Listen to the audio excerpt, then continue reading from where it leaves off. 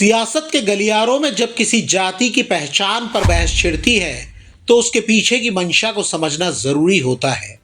इसी में सत्ता और वर्चस्व की गहरी कहानी छिपी होती है।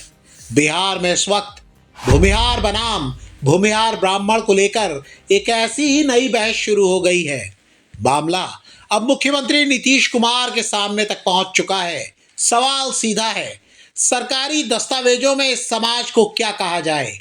लेकिन ये बहस अभी छिड़ी ही क्यों? क्या एक जाति को हाशिए पर धकेलने के लिए कई ताकतें लामबंद हो रही हैं और वो जाति अब साजिशों के तमाम ब्रेकरों के पार जाने पर आमादा दिखने लगी है, जिसे कई लोग पुराने रसूख को वापस पाने की जद्दोजहद के तौर पर देख रहे हैं, जिसे समय की धूल ने धुंधला सा कर दिया है। विवाद की जड़ में है साल 2023 की जातीय गणना। इसमें इस जाति को केवल भूमिहार के रूप में दर्ज किया गया।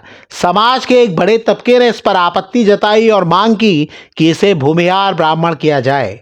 मामला सुलझाने के लिए बिहार के सवर्ण आयोग की 3 बैठकें हुई, 21 नवंबर, 8 दिसंबर और फिर 15 दिसंबर, लेकिन नतीजा सिफर रहा। आयोग के 5 सदस्य 2 खेमों में बट गए। कुछ ने इसे 1931 के दस्तावेजों के आधार पर सही माना तो कुछ ने इसे बदलने को अनावश्यक बताया। अंततः आयोग ने गेंद नीतीश सरकार के पाले में डाल दी है। 1931 का इतिहास और खतियान के तथ्य बताते हैं कि ये मांग आधारहीन नहीं है। 1931 की जनगणना के सरकारी रिकॉर्ड खंगाले तो उसमें स्पष्ट रूप से भूमिहार ब्राह्मण शब्द का उल्लेख मिलता है। इस जाति की आबादी तब करीब 8,95,602 थी। इतना ही नहीं, बिहार के पुराने भू राजस्व अभिलेखों और जमीन के खतियानों में भी इसी शब्द का प्रयोग होता रहा है। समाज का तर्क है कि अगर ऐतिहासिक दस्तावेजों में भूमिहार ब्राह्मण दर्ज है तो आधुनिक गणना में इसे केवल भूमिहार लिखकर इतिहास से छेड़छाड़ क्यों की जा रही है? क्या इसके पीछे जमीन के मालिकाना हक को लेकर कोई भविष्य का कानूनी संकट खड़ा करने की साजिश है? इतिहास के पन्नों को पलटें तो भारत के लिए भूमिहार समाज का योगदान अतुलनीय रहा है। 1857 की क्रांति का बिगुल फूंकने वाले अमर शहीद मंगल पांडे इस समाज के शौर्य का सबसे बड़ा प्रतीक है। त्याग और तपस्या की मिसाल स्वामी सहजानंद सरस्वती इसी समाज से थे, जिन्होंने किसानों के हक के लिए आवाज उठाई। राष्ट्रकवि रामधारी सिंह दिनकर, बिहार के पहले मुख्यमंत्री डॉक्टर श्री कृष्ण सिंह और बनारस स्टेट के महाराज चैत सिंह जैसे महापुरुषों ने इस समाज का गौरव बढ़ाया। आज़ादी के आंदोलन से लेकर आधुनिक बिहार की नींव रखने तक इस जाति ने हमेशा नेतृत्व किया है। आंकड़ों की बात करें तो बिहार में भूमिहारों की आबादी करीब 2.86% है, जबकि ब्राह्मण 3.65% हैं। अगर ये दोनों एक छतरी के नीचे आते हैं तो ये करीब 6.51% का अत्यंत प्रभावशाली वोट बैंक बन जाता है।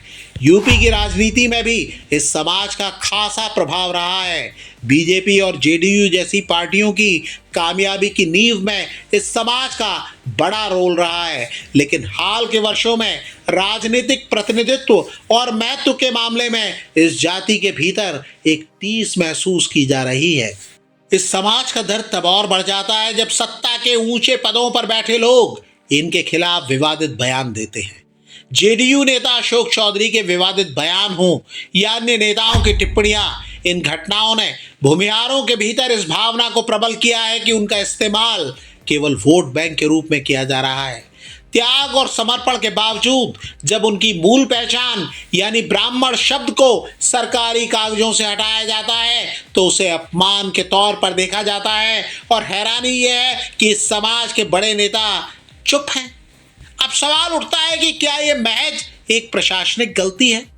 जानकारों का मानना है कि भूमिहार ब्राह्मण पहचान को खंडित करना एक सोची समझी रणनीति भी हो सकती है, ताकि सवर्ण एकता को कमजोर रखा जा सके।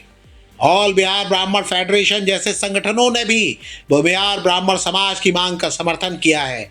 उनका मानना है कि पारंपरिक रूप से दोनों एक ही जड़ से हैं। ये लड़ाई सिर्फ एक शब्द की नहीं बल्कि उस सम्मान और विरासत की है जिसे खतियान और पुराने गजट प्रमाणित करते हैं।